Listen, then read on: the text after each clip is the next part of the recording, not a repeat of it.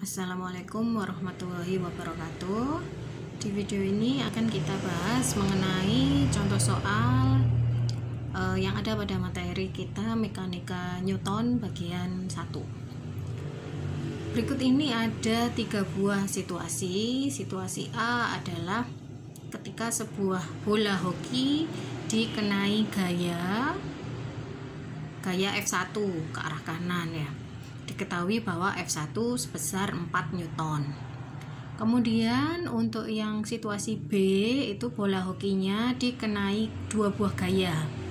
Gaya F1 sebesar 4 Newton ke arah kanan dan gaya F2 sebesar 2 Newton ke arah kiri. Kemudian untuk situasi C itu ada bola hoki yang dikenai gaya F2 sebesar 2 Newton ke arah kiri, kemudian F3 sebesar 1 Newton ke arah kanan tapi membentuk sudut 30 derajat terhadap sumbu X. Nah, diketahui pula pada soal bahwa bola hokinya mempunyai massa 0,2 kg. Dari situasi A, B, dan C kita diminta untuk mencari percepatan pada masing-masing situasi. Nah, dari soal diketahui ada massa, ada gaya. Yang ditanya percepatan. Berarti ide kunci untuk menyelesaikan soal ini itu kita kaitkan dengan mekanika Newtonian yang sudah kita pelajari, yaitu hukum 2 Newton yang berbunyi F sama dengan MA ya. Jadi gaya itu sebanding dengan massa dikalikan dengan percepatan yang ada pada benda tersebut. Nah, berarti kata kuncinya adalah di rumus F net sama dengan MA, mana F-nya ini vektor, M-nya juga vektor. Nah, karena dalam soal itu diketahui bahwa pergerakannya hanya terjadi pada sumbu X, maka rumus ini bisa kita ambil komponen sumbu X-nya saja, jadi lebih sederhana, menjadi F net X sama dengan MAX ya. Jadi yang kita pertimbangkan hanya komponen yang berkaitan dengan sumbu X, karena pergerakannya hanya pada sumbu X saja, nggak ada ke atas, ke bawah, hanya ke kanan dan ke kiri. Nah, kita gunakan rumus ini untuk mengerjakan masalah kita ini. Kita lihat untuk yang pertama, untuk situasi yang pertama. Situasi yang pertama ini kalau kita jadikan diagram bebasnya, berarti kita gambarkan seperti ini. Kita gambarkan tempat beradanya benda tersebut, si bola hokinya itu di suatu titik koordinat pusat. Kemudian ada gaya F1 yang bekerja padanya, maka ada vektor yang berjalan, ada vektor yang ke arah kanan seperti ini, F1. Ini sumbunya, ini ada vektor yang bekerja pada sumbu X. Ini namanya diagram bebas untuk menggambarkan situasi 1. Untuk situasi 2 berarti sama kayak tadi. Ini jadi pusat, terus ada vektor ke kanan, ada vektor ke kiri. Berarti untuk situasi 2 ini sumbu X-nya, kemudian ini kepingan bola hoki yang dikenai gaya F1 ke kanan dan gaya F2 ke kiri. Ini adalah diagram bebas dari keadaan B maksud saya. Jadi situasi B ini bisa digambarkan ulang seperti ini. Ini namanya diagram bebas. Disebut diagram bebas karena pada diagramnya tidak digambarkan bendanya, hanya digambarkan vektor-vektor yang bekerja pada suatu benda. Untuk situasi 3 serupa, nanti ada titik, terus ada vektor ke kiri dan ke kanan tapi membentuk sudut. Berarti ini titiknya, ini titik pusatnya di mana benda tersebut berada. Kemudian ini F2,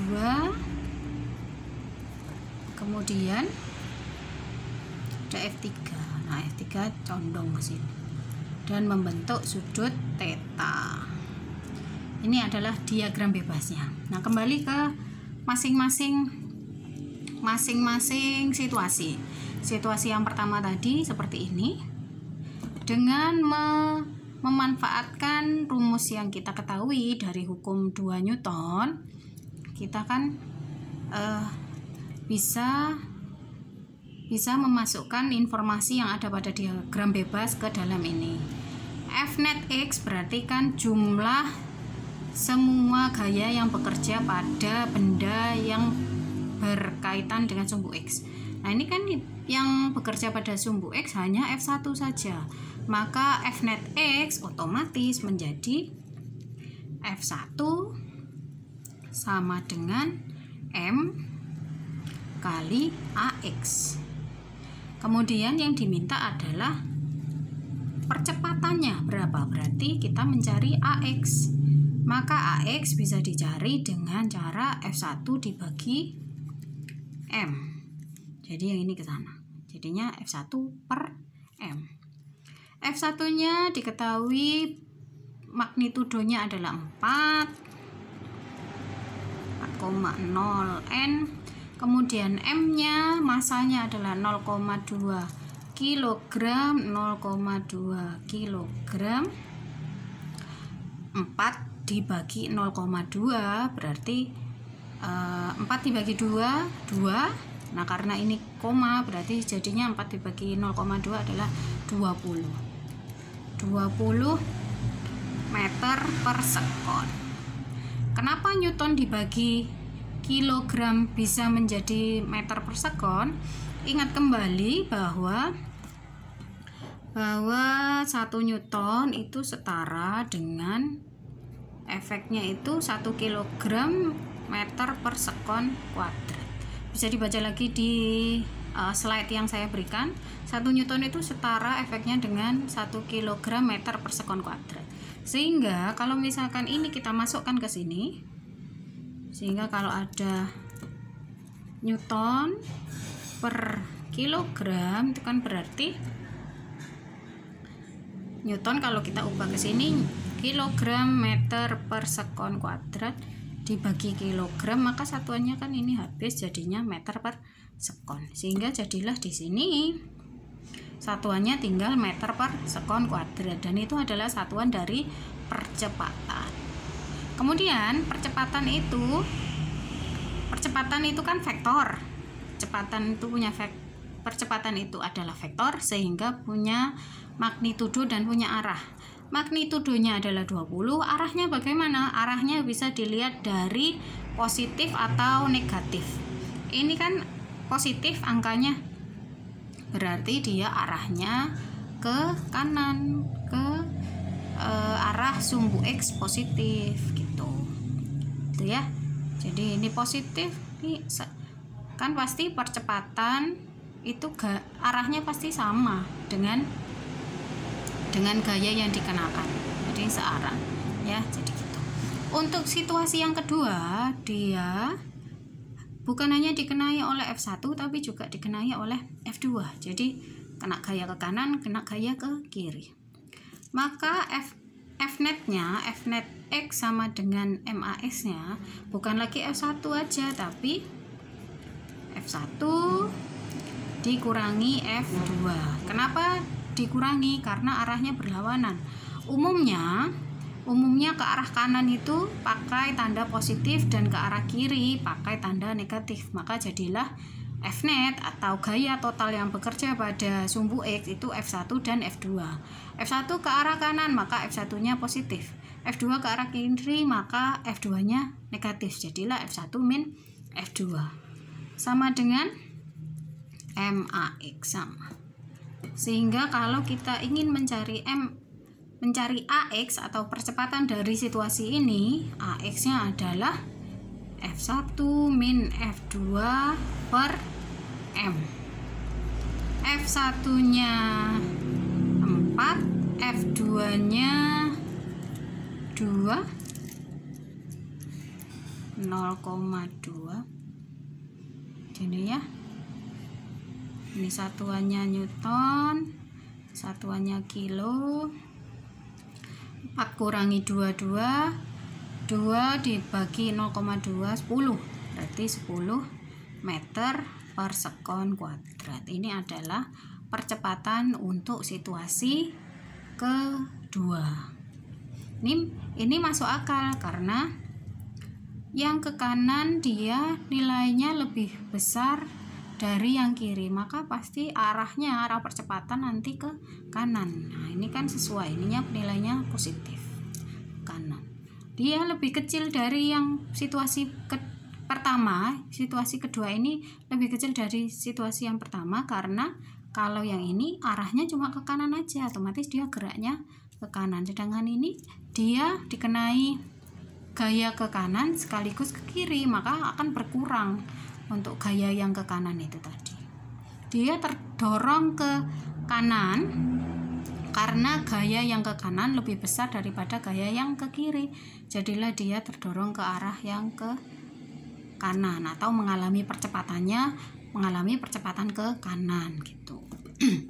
Untuk kasus yang ketiga sekarang. Kasus yang ketiga ini sedikit berbeda karena dia pergerakannya nggak hanya searah dengan sumbu X saja, tapi agak condong, agak ada sudut yang membentuk.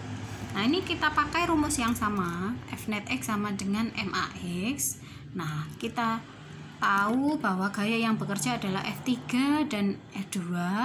F3 ini ke kanan tapi membentuk sudut, maka F3 nya ini positif, F3X. Terus yang ke kiri F2 min F2 sama dengan MAX. Nah, kenapa di sini kita kasih indeks X? Karena dia kan membentuk sudut. Kalau membentuk sudut seperti yang sudah kita pelajari di materi minggu lalu, kalau membentuk sudut itu berarti vektor tersebut punya komponen X dan punya komponen Y. Berarti kita harus memilih salah satu karena kita tadi fokusnya ke X saja, berarti ya ini yang kita ambil yang X. Nah, kenapa yang F2 nggak pakai indeks? Karena sudah jelas bahwa F2 ini searah dengan sumbu X, sejajar dengan sumbu X, jadi tidak perlu pakai indeks karena vektor yang seperti ini pasti dia hanya punya komponen X saja, yang komponen Y-nya ya ada cuma 0 gitu. Nah, dari sini kita masukkan rumusnya. F3X itu kan kita tahu bahwa F3X itu bisa kita jabarkan menjadi F3 cos theta ya, yang sudah kita pelajari. Kemudian F2 MAX ya.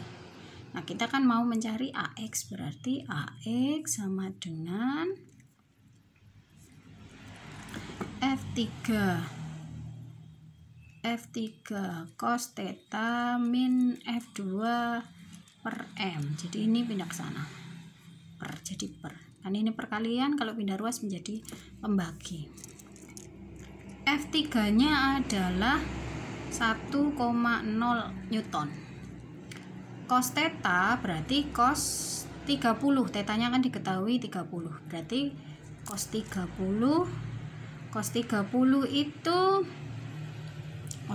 itu setengah akar 3. Setengah akar 3 itu setara dengan 0,87, kemudian dikurangi dengan F2. F2-nya adalah 2 Newton. M-nya adalah 0,2 kilogram. 1 Newton kali 0,87 akan tetap menjadi 0,87 Newton min 2 Newton per 0,2 kilogram. Ini kalau kalian kurangkan berarti kan nilainya minus kan 0,87 dikurangi 2 berarti kan minus 1,13 Newton per 0,2 kg. Nah itu kalau kalian hitung nanti hasilnya akan menjadi minus 5,67 Newton. Nah ini tandanya negatif, berarti percepatan yang dialami oleh situasi seperti ini pasti nanti bola hokinya akan terdorong ke arah kiri. Itu saja penjelasan pada pertemuan kali ini, contoh soal kali ini. Di PowerPoint yang saya sertakan sudah ada latihan soal, itu silakan dikerjakan. Semoga bermanfaat, semoga bisa dipahami. Wassalamualaikum warahmatullahi wabarakatuh.